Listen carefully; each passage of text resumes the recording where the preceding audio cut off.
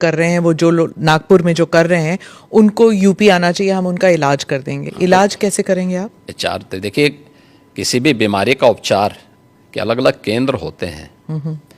तो यूपी ऐसे लोगों को बहुत अच्छा उपचार देता है।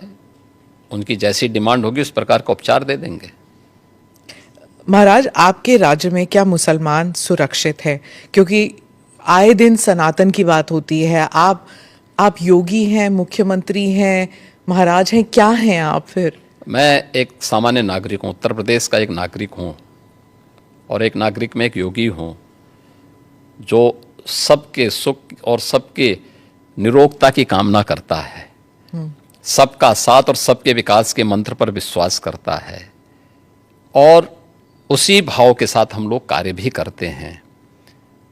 आप मुझे बताइए, दुनिया की सब नमस्ते दोस्तों, मैं हूं चंदन प्रजापति और आप देख रहे हैं मेरा और आपका यूट्यूब चैनल कान्हा रिएक्शन। आज जिस वीडियो पर हम लोग रिएक्शन लेके आए हैं, काफी खास वीडियो है। योगी आदित्यनाथ जी का, जो यूपी के सीएम है, और एक महिला पत्रकार उनसे पूछ रही है मुसलमानों को लेकर और सनातन धर्म के लेकर। तो योगी जी ने क्या सुंदर जवाब और तथ्यों के माध्यम से दिया है।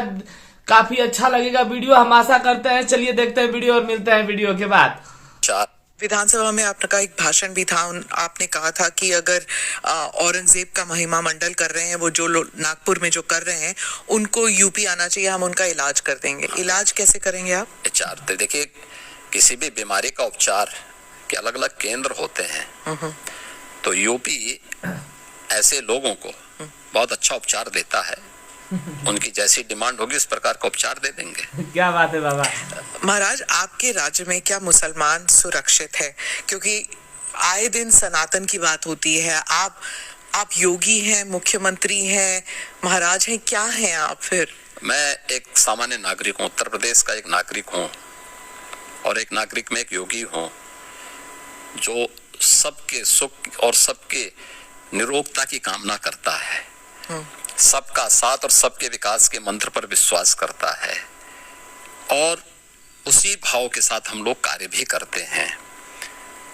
आप मुझे बताइए, दुनिया की सबसे प्राचीनतम धर्म और संस्कृति है सनातन धर्म। उसके नाम से ही आप अंदाजा लगा सकते हैं। दुनिया की कोई जाति, मत और मजहब नहीं है जिसको उसकी विपत्ति के समय सनातन धर्मावलंबियों ने शरण न दी हो, उसके संरक्षण के लिए उसको हर प्रकार से फलने फूलने के लिए अवसर न प्रदान किया हो। लेकिन बदले में उसे मिला क्या? बदले में मिला क्या? और दुनिया के अंदर कोई उदाहरण नहीं, कोई उदाहरण नहीं कि कहीं भी हिंदू राजाओं ने दुनिया के अंदर कहीं भी अपने बल पर, अपने वैभव के दंभ से किसी पर आधिपत्य स्थापित किया हो, कहीं नहीं है। देखिए उदाहरण, अयम निज परोवेति गणना लघु चेतसाम उदार चरितानाम तो सुधेव कुटुंबकम, इस सनातन वाक्य है। दुनिया के अंदर कोई बोलता है? दुनिया के अंदर किसी ने इसका आचरण किया? कोई नहीं किया। सब तो हड़पना चाहते हैं। यानी यह अपना है या पराया है, भेदभाव छोटी संकुचित बुद्धि के लोग करते हैं। उदार चरित्र के लोगों के लिए तो पूरी दुनिया ही एक परिवार है। इस भाव के साथ सनातन धर्मावलंबी ने हमेशा काम किया है, और आज भी उदाहरण देखने को मिल सकता है कि 100 हिंदू परिवारों के बीच में, 100 हिंदू परिवारों के बीच में एक मुस्लिम परिवार सबसे सुरक्षित रहता है। सही बात है बाबा, सही बात। उसके पर्व और त्योहारों को,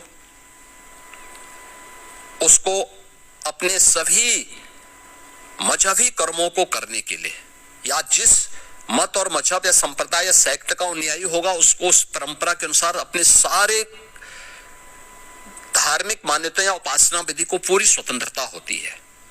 लेकिन मैं कहता हूं 100 परिवारों के बीच में, एक हिंदू की बात तो दूर करिए, 100 मुस्लिम परिवारों के बीच में 50 हिंदू सुरक्षित रह सकता है क्या? नहीं रह सकता। अब बांग्लादेश आपके सामने उदाहरण है, इससे पहले पाकिस्तान उदाहरण था, अफगानिस्तान में क्या हुआ था। ये चीजें दिखाती हैं और होशियारी यही है कि कहीं धुआं उड़ रहा हो या किसी को ठोकर लग रही हो तो हमें ठोकर लगे इससे पहले हम संभल जाएं। तो वही संभलने के लिए बोला जाता है। हम तो सबके बीच सबको समान भाव से देख रहे हैं। उत्तर प्रदेश में मुसलमान सबसे ज्यादा सुरक्षित है, सबसे ज्यादा सुरक्षित है। अगर हिंदू सुरक्षित है तो वह भी सुरक्षित है। अगर दंगे यहां यूपी में होते थे जो 2017 के पहले, अगर हिंदू की दुकान जलती थी तो मुसलमान की भी जलती थी, हिंदू का घर जलता था तो मुसलमान के भी जलती थी। और 17 के बाद से दंगे बंद हुए। अगर हिंदू सुरक्षित है तो मुसलमान भी सुरक्षित है।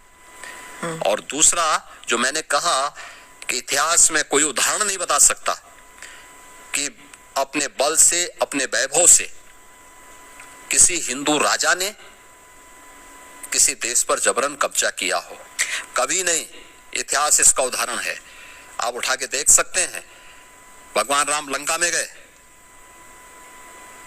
और लंका में रावण पर विजय प्राप्त करके लक्ष्मण को वहां के वैभव को देख के थोड़ा मोहित हुए।